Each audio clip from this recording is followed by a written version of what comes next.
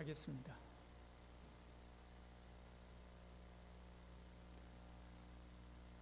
오늘까지 우리 청년부 수련회 계속 이어집니다. 오늘까지 청년부 수련회니까요. 오후에까지 있습니다. 청년들 중간에 가지 말고 오후까지 끝까지 잘 다 마치고 마무리했으면 좋겠습니다. 그리고 청년부 수련회를 위해서 애써주시고 또 후원도 해주시고 관심 가져주시고 와서 간식도 만들어주시고 식사도 준비해주시고 하신 우리 집사님들, 권사님들 너무 감사하고 또 감사합니다. 오늘 특별히 재정부에서 피택자들 서류 준비하고 하는 것 때문에 연락하면 오늘 다들 협조해 주시고 그렇게 해주시면 감사하겠습니다. 함께 말씀 보겠습니다. 같이 읽겠습니다. 어떤 사람이 다윗 왕에게 아뢰되 여호와께서 하나님의 괴로 말미암아 오벳에돔의 짐과 그의 모든 소유의 복을 주셨다 한지라 다윗이 가서 하나님의 괴를 기쁨으로 메고 오벳에돔의 집에서 다윗성으로 올라갈세. 아멘. 다윗이 이제 그 다음에 춤을 추죠. 춤을 추는 것을 보고 미갈이 업신여겼다라고 하는 말씀이 오늘 본문에 나오는 말씀입니다. 우리 청년부 수련회 지금 말씀 오늘까지 계속 이어지는데요.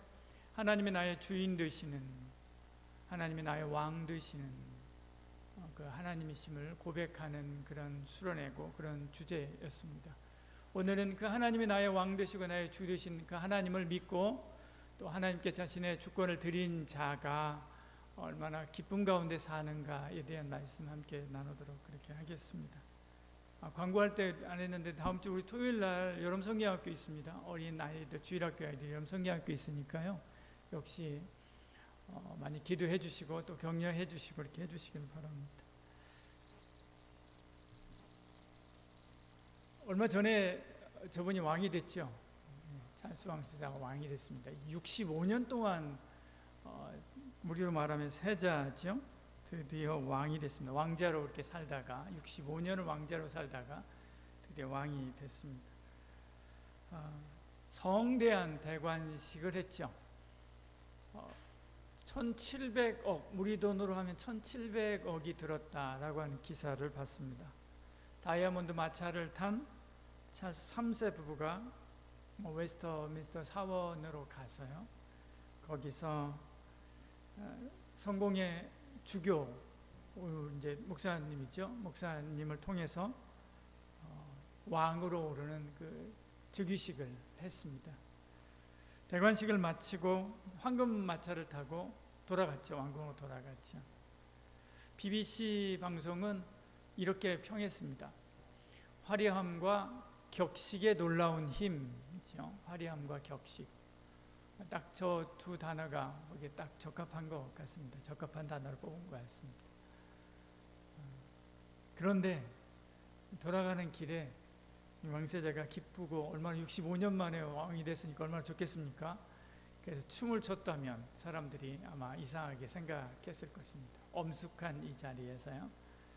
오늘 우리가 읽은 성경도 이와 비슷한 그런 상황입니다. 사실은 그렇게 하기가 쉽지 않은 그런 상황인데요. 다윗이 그런 엄숙한 자리에서 춤을 추죠. 엘리 제사장 때 블레셋이 쳐들어오게 됩니다. 블레셋이 쳐들어와서 전쟁을 하게 되죠. 그때 엘리의 두 아들들이 나가서 홈리와 비느하스가 나가서 전쟁을 하게 됩니다. 그런데 1차 접전에서 지게 되죠. 그러니까 아무래도 안 되겠다 싶어서 하나님의 법궤를 전쟁터로 가져오도록 명령하게 되죠. 그리고 하나님의 법궤를 가져오게 됩니다. 이 사람들이 특별히 하나님을 잘 믿어서 그런 건 아니고요.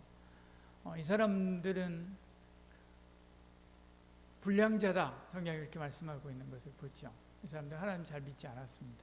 하나님의 성막에 와서 제물을 드리는 사람들의 제물을 빼앗아서 하나님께 드리기도 전에 먼저 자기들이 먹고 싶은 걸 취하고 나는 생고기 좋아해 라고 하면서 먹고 그리고 성전에서 하나님 앞에 봉사하는 여인들을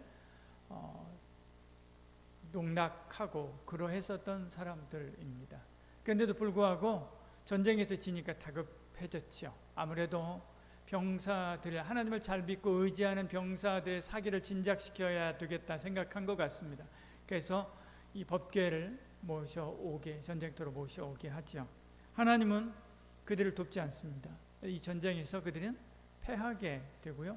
법궤는 블레셋 사람들에 의해서 빼앗기게 됩니다. 그리고 이 두 아들도 역시 이 전쟁터에서 죽게 됐죠. 이 소식을 들은 엘리도 그 소식을 듣고 뒤로 넘어져서 목이 부러져 죽게 됩니다. 이가봇, 하나님의 영광이 떠난 바로 그 시대였습니다. 한편 블레셋은 전리품을 가져간 법궤를 다곤 신전에다가 가져다가 전리품으로 자신들이 섬기던 신인 다곤 신 앞에 드리게 됩니다. 우리가 익히 잘 알고 있었듯이요, 그날 자고 일어났는데 다곤 신상이 다 목이 부러져 있죠. 그것도 문지방에 부러져 있는 것을 봅니다. 그리고 도시는 전염병이 돌아서 많은 사람들이 죽게 됩니다. 그들은 이 모든 것이 법궤 때문이 아니냐, 왜 멀쩡하던 다곤 신상이 무너지느냐, 왜 건강하던 우리 도시가 갑자기 하루아침에 전염병이 돌아서 수많은 사람들이 죽느냐, 법궤 때문에 그렇다, 하나님이 우리의 성을 저주한 것이다, 사람들이 그렇게 생각을 하게 됩니다. 그래서 그들은 법궤를 블레셋의 다른 도시인 가드로 옮기게 되죠. 근데 가드에 갔는데 거기도 역시 전염병이 돌게 됩니다. 수많은 사람들이 죽지요. 다시 그들은 에그론으로 이 법궤를 돌려보내게 됩니다. 에그론으로 보내게 되죠. 이번에는 시민들이 반발하게 됩니다. 야, 너희들 그런 문제가 생기고 그런 어려움들이 있었던 그 법궤를 왜 하필 우리 도시로 오느냐, 우리 죽이려고 하느냐 라고 하면서 반발을 하게 되니까 블레셋의 지도자들이 회의를 하게 됩니다. 우리로 말하면 재난대책위원회를 세우고요, 그리고 회의를 했는데 그들이 내린 결론이 그 궤를 돌려보내자라고 하는 것이었습니다. 대신 하나님의 진노를 잠재우기 위해서 독종과 금쥐 5씩을 만들어서 예물로 드리고요, 그리고 이스라엘로 돌려보내자라고 하는 의견을 내게 됩니다. 그런데 그들이 마지막까지 하나님을 부인하고 싶었습니다. 그래서 하나님을 시험하게 됐죠.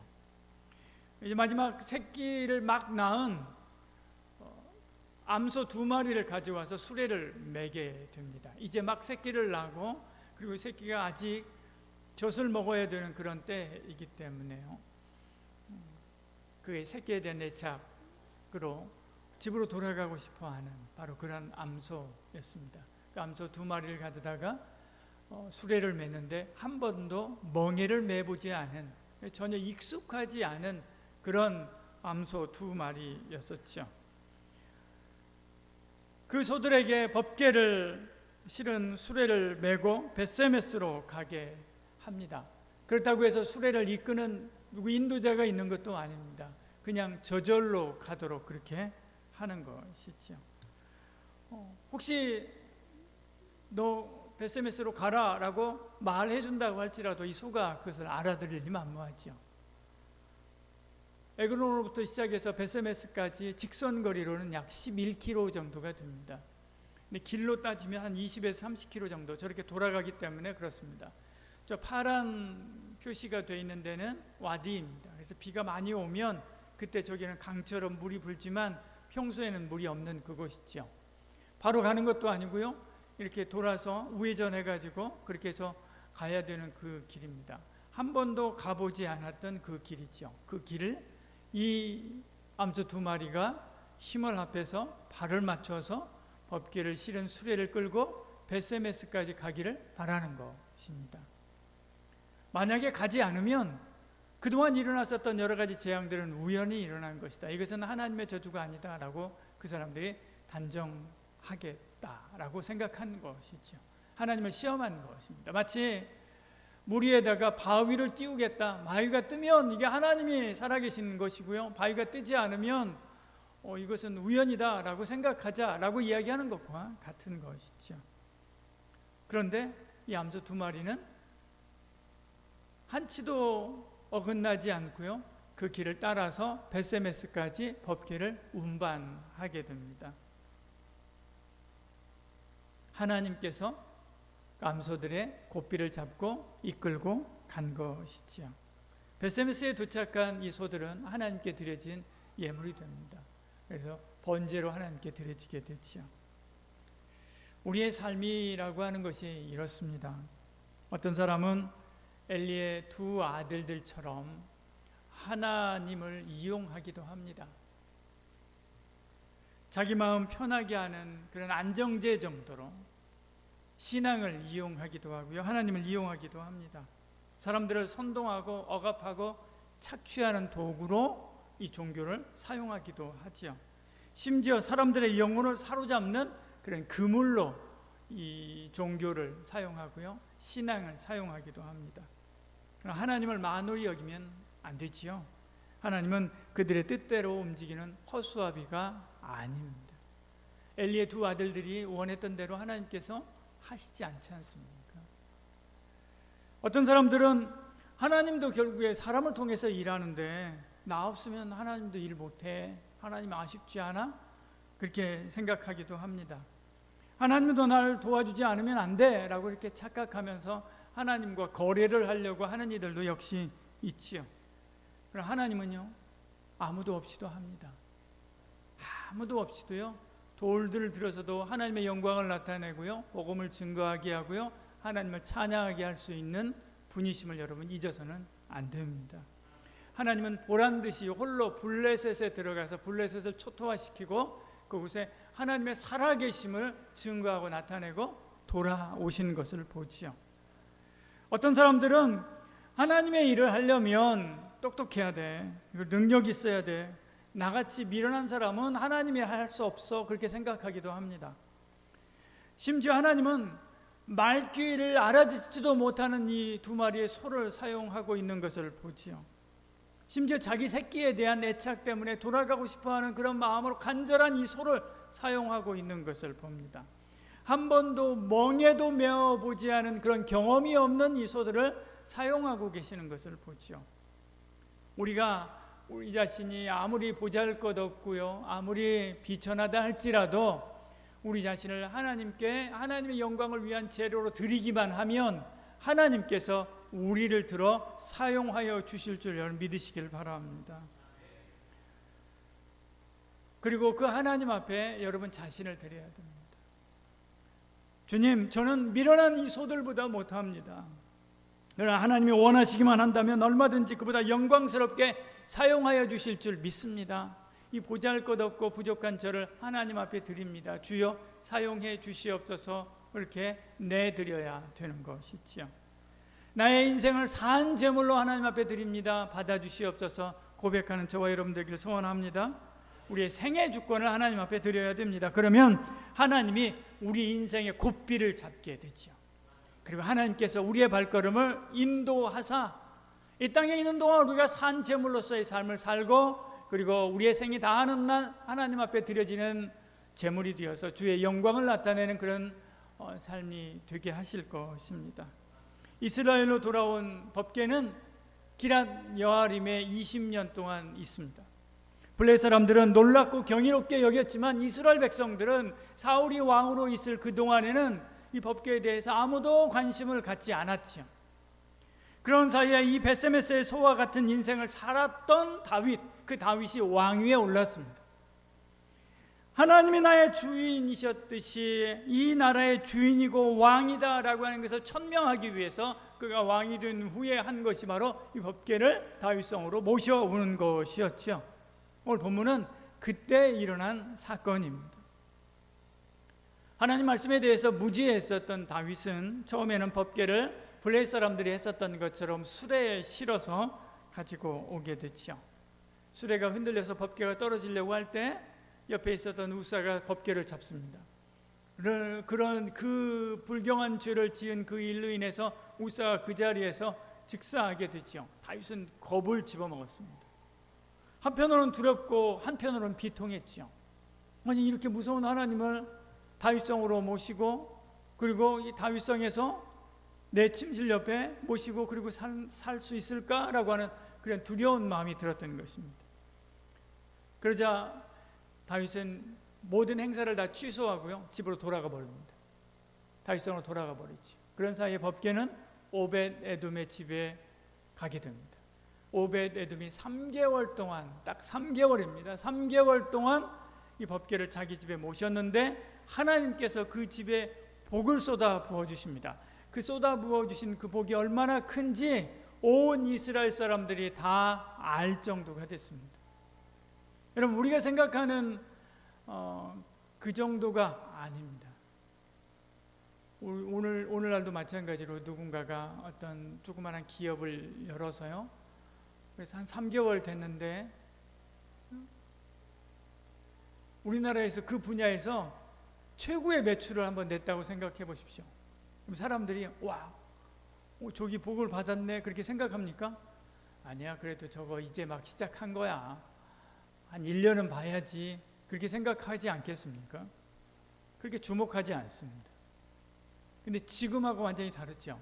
지금은 한 달이면, 아니 일주일이면 뭐 자금 회전이 한 번씩 되는 그런 기업, 그런 분야들도 굉장히 많습니다. 근데 과거에는 그렇지 않죠. 1년입니다. 1년 농사를 지려면 1년 회전해야 되는 거고요. 양을 키우는 목자라고 한다면 몇 년을 회전시켜야 되는 거예요. 그런데 3개월 만에 온 나라 사람들이 다 그것을 알 정도로 큰 하나님으로부터 복을 받은 것을 보죠. 이 소식이 다윗에게까지 들려오게 됩니다. 같이 읽어볼까요? 안 넘어가네요. 같이 읽겠습니다. 어떤 사람이 다윗 왕에게 아뢰어 이르되 여호와께서 하나님의 괴로 말미암아 오벳에돔의 짐과 그의 모든 소유에 복을 주셨다 한지라 다윗이 가서 하나님의 괴를 기쁨으로 메고 오벳에돔의 집에서 다윗성으로 올라갈세 말씀하지. 이 소식을 다윗이 듣게 되지요. 하나님은 두려움의 하나님이 아니야. 복을 주시는 하나님, 나를 붙드시는 하나님, 지키시는 하나님이라고 하는 확신을 가지게 되지요. 그리고 기뻐하면서 다시 법궤를 모셔 다윗성으로 가게 됩니다. 이번에는 하나님의 법대로 법궤를 어깨에 메고 그리고 옮기기 시작합니다.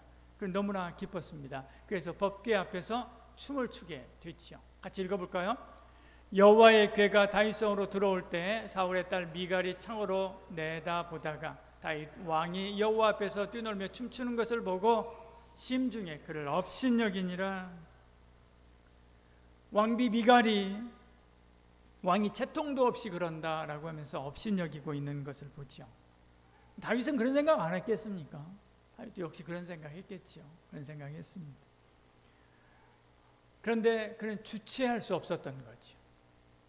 하나님을 향한 그 기쁨이 너무나 기뻐서 주체할 수 없어서 그 앞에서 춤추지 않으면 안 되고요, 그 앞에서 노래하지 않으면 안 될 정도로 기쁘고 즐거웠었던 것입니다. 소보다도 미련했던 자신을, 소보다도 미약했었던 자신을 들어서 왕으로 세우신 바로 그 하나님, 그 하나님의 법궤가 나에게 오는데, 그 하나님의 자리가 나의 옆으로 오는데, 나의 성으로 들어오는데 기뻐하지 않을 수가 있겠습니까?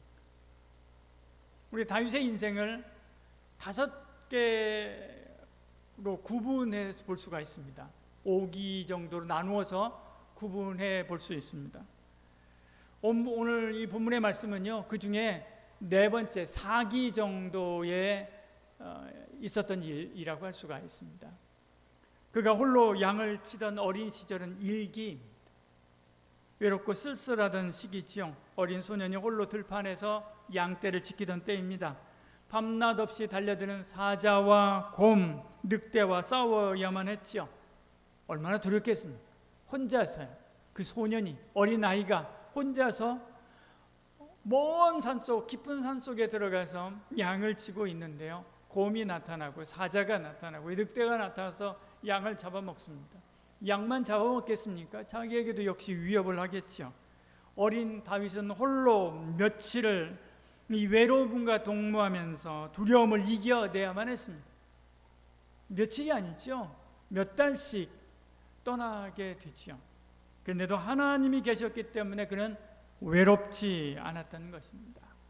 여호와는 나의 목자시니 내게 부족함이 없으리로다. 그가 나를 푸른 풀밭에 누이시며 쉴 만한 물가로 인도하시는도다. 그가 썼던 수많은 신앙시, 그 신앙시와 그 찬양했었던 그 감성이 바로 이때 만들어진 것입니다. 그는 하나님이 그와 함께 계셨기 때문에 두려워하지 않았습니다. 하나님이 그를 붙잡고 계셨기 때문에 물러서지 않았던 것을 보지요. 실제로 하나님께서 그의 물매에 힘을 실어 주어서 이러한 사자와 곰을 물리치게 하셨습니다. 같이 읽어볼까요? 또 다윗이 이르되 여호와께서 나를 사자의 발톱과 곰의 발톱에서 건져내셨은즉 나를 이 블레셋 사람의 손에서도 건져내시리. 사울이 다윗에게 이르되 가라, 여호와께서 너와 함께 계시기를 원하노라. 지금 사무엘상 17장이잖아요. 사무엘상 17장의 가장 중요한 이야기가 뭡니까? 다윗과 골리앗의 싸움입니다. 그때 지금 사울에게 가서 하는 이야기입니다. 여호와께서 나를 사자의 발톱과 곰의 발톱에서 건져내셨다, 그렇게 말씀하죠. 그러니까 이때는 언제예요? 골리앗과 싸우기 전 소년 시절입니다. 아직 그때는 그가 군대 갈 나이도 되지 않았던 소년이었죠. 그러니까 그가 아주 어렸을 때 어린 소년으로서 양치고 있을 그때 사자와 곰을 맞닥뜨렸고요. 그리고 사자와 곰을 하나님이 주신 그 힘으로 이겨내고요. 그들을 쫓아냈다라고 말씀하고 있는 것을 보죠. 다윗의 인생 2기는 골리앗을 쓰러뜨리면서부터 시작됩니다. 무명의 어린 촌뜨기 양치기가 하루아침에 스타가 되지요. 골리앗을 물리치고 이스라엘의 대장군이 됩니다. 공주 미갈과 결혼하고 그리고 왕이 사위가 되지요. 이스라엘의 최고 인플루언서가 되고 백성의 사랑을 한 몸에 받게 됩니다. 백성에게 왕보다 더 인기 있는 사람이 되었죠. 사람들은 그래서 이야기합니다. 사울은 천천히고 다윗은 만만이다 노래하고 있는 것을 보죠. 그는 가만히 앉아서 내가 무엇이기에 하나님이 나를 이렇게 사랑하여서 어느 날 갑자기 이렇게 유명인사가 되고 또 이렇게 대장군이 되고 그리고 왕의 사위가 되게 하셨는가 생각해 보니까 다 하나님의 은혜였던 거지. 이 소년 장군의 손목과 물매에 힘을 실어준 분이 누구예요? 하나님이기 때문에 그런 것입니다. 다윗의 인생 3기는 어둡고 칙칙하고 시련의 긴 터널이었습니다. 사울은 다윗을 시기하고 죽이려고 하지요. 문제는 사울이 아니었습니다. 그 속에 들어간 악신이었죠. 그가 죽도록 다윗을 쫓아 죽이려고 했습니다. 악령이 사울에게 힘있게 내려 그가 집안에서 정신없이 떠들어대므로 다윗이 평일과 같이 손으로 수금을 타는데 사울이 그에게 창을 던지고 그를 죽이려고 하죠. 사울은 평생 동안 다윗을 쫓아다닙니다. 죽이려고 합니다. 사울이 아니라 그 안에 있는 악신이 그랬던 거죠. 그럼 매일매일 칼날을 걷는 것 같은 그런 시절들을 지내게 됩니다. 하루도 기도 없이 살 수 없었습니다. 그런데도 그가 그 시기를 버틸 수 있었던 것은 하나님이 그와 함께 하시고 그를 인도하셨기 때문에 그렇습니다. 하나님이 그를 붙잡고 그를 살리고 그를 지켰기 때문에 그런 거죠. 그래서 그가 하는 고백이 이것입니다. 여호와 나의 반석이요 나의 요새와 나를 건지시는 이시요 나의 하나님이시요 내가 그 안에 피할 바이시요 나의 방패시요 나의 구원의 뿌리시다. 나의 산성이다. 그렇게 이야기하죠. 하나님이 그를 지키시고 하나님이 그를 붙잡고 하나님이 그를 인도하셨던 것입니다. 여러분, 여러분의 삶에서 어둡고 긴 터널 같은 그런 고난의 시기를 지나고 있는 분이 있습니까? 하나님이 나의 산성이시고 하나님이 나의 피할 바이심을 믿는 은혜가 있기를 축복합니다. 하나님이 붙드시면 이 깊은 동굴도 뚫어서 터널이 되게 하여 주실 줄 믿습니다. 그리고 새로운 세계로 새로운 국면으로 새로운 인생의 장으로 나아가게 하여 주실 줄 믿습니다. 인생의 4기는 비로소 그가 왕이 되었을 때입니다. 모든 어려움들을 이기고 왕이 되지요. 가는 곳마다 이기게 하십니다. 하는 일마다 형통하게 하십니다. 만나는 사람마다 그를 사랑하게 하시지요. 같이 읽어볼까요? 다윗이 어디로 가든지 여호와께서 이기게 하셨더라. 어디로 가든지 이기게 하셨다. 그렇게 말씀하고 있는 것을 보죠. 이 모든 것이 하나님의 은혜였습니다. 그래서 그가 이렇게 고백하는 것입니다. 여호와 앞에 들어가 앉아서 이르되 주 여호와여 나는 누구이오며 내 집은 무엇이기에 나를 여기까지 이르게 하셨나이까. 내가 뭐라고요? 하나님, 나 어린 촌뜨기 양치기였는데 내가 뭐라고 하나님께서 나를 불러서 이렇게 왕의 자리까지 올라가게 했습니까? 지금 다윗은요, 그 하나님의 보좌를 가지고 온 겁니다. 그 하나님의 말씀이 담긴 법궤를, 그 하나님의 현현이 있는 법궤를 모시는 것이기 때문에 기쁘지 않을 수가 없는 거죠. 그 하나님을 왕으로 삼고 그 하나님을 주인으로 삼아 그 하나님의 나라를 세우려고 하는데 꿈이 부풀어 있는 것입니다. 그런데 어찌 기쁘지 않을 수 있겠습니까? 춤추지 않을 수 있겠습니까? 하나님은 그가 어렸을 때 그를 먹이고 살리는 아버지였고, 하나님은 그가 청년이었을 때 그를 높이는 주인이었고, 하나님은 그가 고난당할 때 지키고 보호하는 왕이었고, 하나님은 그가 왕이 되었을 때 그를 붙들고 일하시는 하나님이셨던 거죠. 기쁠 때나 슬플 때나 언제나 하나님이었고 언제나 주님이었고 주인이었습니다.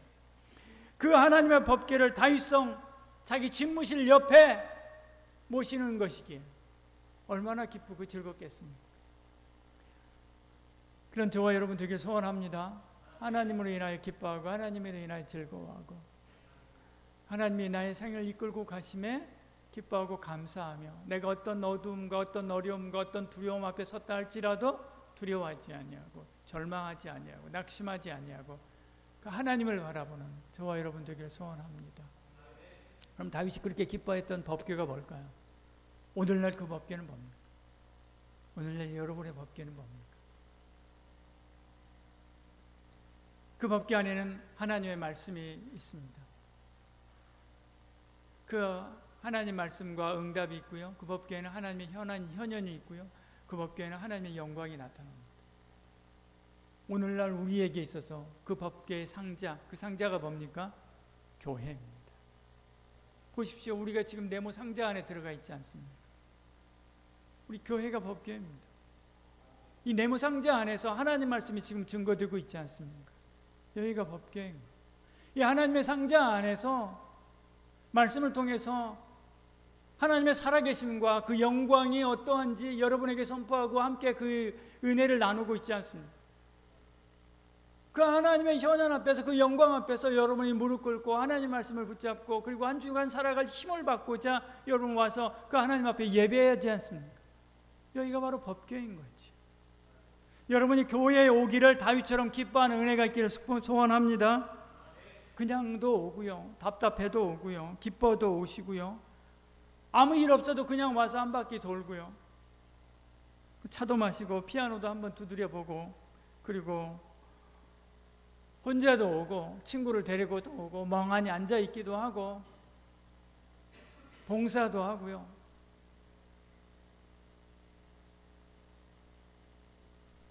여러분 평일에 와가지고요 여기 가만히 앉아 있으면 너무 좋습니다. 한번 경험해 보십시오.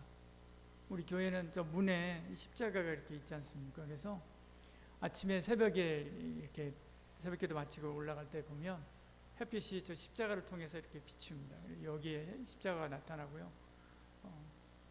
그러면서 이렇게 특별한 멋이 있습니다. 근데 아무도 없는 이렇게 조용한 공간에 가만히 앉아서, 이 넓은 공간에 가만히 앉아서 멍하니 앞을 쳐다보고 있으면요, 이게 마음속에 있는 모든 것들이 싹 내려앉는 그런 것들을 느끼게 됩니다. 여러분 교회에 오는 것을 기뻐하는 은혜가 있길 소원합니다. 여러분의 발걸음으로 이 교회가 늘 끊이지 않는 그 발걸음으로 가득 차는 그 은혜와 복이 있기를 소원합니다. 다윗이 법궤를 기뻐했던 것처럼 여러분도 오늘날 우리의 법궤인 몸된 교회를 기뻐하고 사랑하고 와서 찬양하고 또 주를 높이는 저와 여러분 되기를 소원합니다. 환희 크로스비는 생후 6개월이었을 때 의사의 실수로 시력을 잃게 됩니다. 1살에 아버지를 잃고요, 11살에 사랑하던 할머니를 잃게 되죠. 기자가 그녀에게 당신의 눈을 실명시킨 그 의사가 원망스럽지 않습니까? 라고 물어봤습니다. 이분이 그렇게 대답합니다. 나는 그분에게 아무런 감정이 없습니다. 주님 앞에 보이지 않는 나를 사용하시려고 그분 뜻대로 하신 것입니다. 나보다 행복한 사람이 있다면 보여주십시오 라고 그렇게 이야기를 했습니다. 그녀는 찬송하다가 찬송시를 써야 되겠다라고 하는 하나님의 부르심을 받게 됩니다. 그리고 나서 찬송시를 쓰기 시작하죠. 이분이 처음 쓴 찬송시가 찬송가 531장입니다. 자비한 주께서 부르시네가 이분이 처음으로 쓴 찬송시입니다.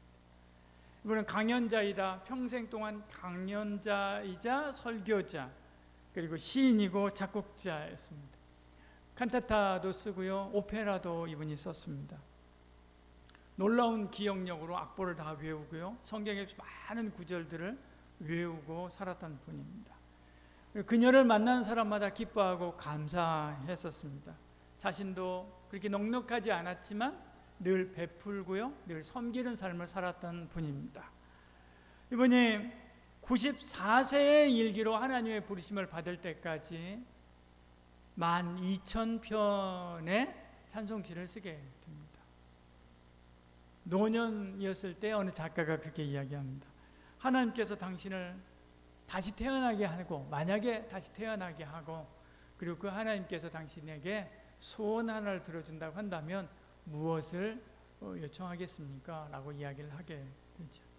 이분이 이야기합니다. 한 가지 소원이라고 한다면 시각장애인으로 다시 태어나게 해달라는 것 하겠습니다 라고 이야기를 합니다. 저는 하나님께서 저를 시각장애인으로 살게 하신 이유가 분명히 있다고 믿고 평생 감사하면서 살았습니다 라고 이야기합니다. 요셉이 두려워하는 형들 앞에서 형들 걱정하지 마세요. 형들이 나를 팔아서 내가 여기 온 것이 아니라 하나님이 나를 보내려고 해서 여기 오고, 그래서 나를 통해서 당신들을 구원하고 그리고 이스라엘 백성들을 번성시키고 온 세계 사람들을 기근에서 구하려고 한 거 아닙니까? 그렇게 고백했던 것과 일맥상통하지 않습니까? 이처럼 하나님을 나의 왕, 나의 하나님으로 섬기는 사람은 자신과 주변에서 일어난 일들을 쉽게 판단하지 않습니다. 다 하나님의 섭리와 다스림 안에서 이루어지는 것으로 믿고, 그리고 그 하나님 앞에 모든 것을 맡기는 것이죠. 하나님이 나의 왕, 나의 주, 나의 하나님, 나의 하나님이라고 하는 것을 분명히 믿고 기도하며 그분께 모든 것을 맡기면 누구보다도 훌륭하고 멋지게 저와 여러분을 사용하여 주실 줄 믿습니다. 소도 사용하신 그 하나님이, 어린 목동도 사용하신 그 하나님이 저와 여러분도 사용하여 주실 줄 믿습니다. 우리는 다만 그 하나님께 내 생을 드립니다, 맡깁니다, 드리고요. 그리고 그 하나님 앞에서 다윗이 기뻐 뛰며 찬송한 것처럼 기뻐 뛰며 찬송하는 삶을 살면 되는 거죠. 그럼 하나님께서 당신의 원대로 저와 여러분을 사용하여 주실 줄 믿습니다. 저와 여러분 되기를 축복합니다. 기도하겠습니다. 사랑이 많으신 우리 하나님, 우리 가운데 함께 하시고 내베풀어 주시사 하나님 앞에 우리 자신의 모든 것들을 드리고, 하나님은 나의 왕, 나의 아버지요, 예수님은 나의 주, 만주의 주이심을 고백하는 저희들 되게 하여 주시옵소서.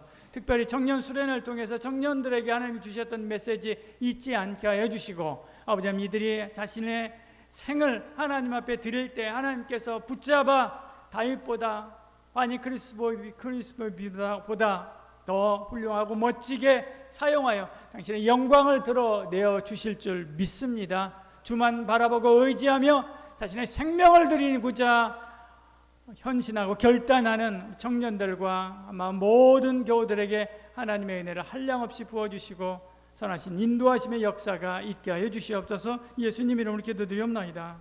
아멘. 다 같이 일어나 570장 우리 찬양하고요, 축도함으로 마치겠습니다.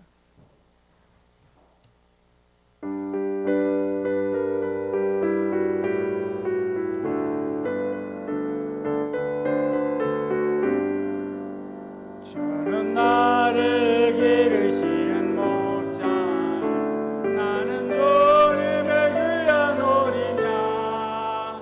푸른 풀밭 맑은 시냇 물가로 나를 늘 인도하여 주신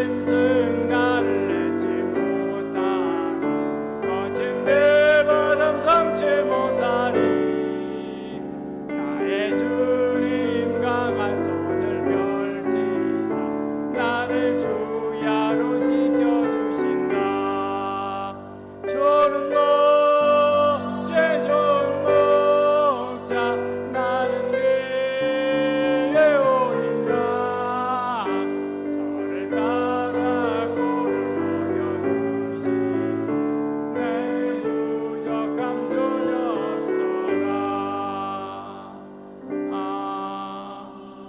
아멘.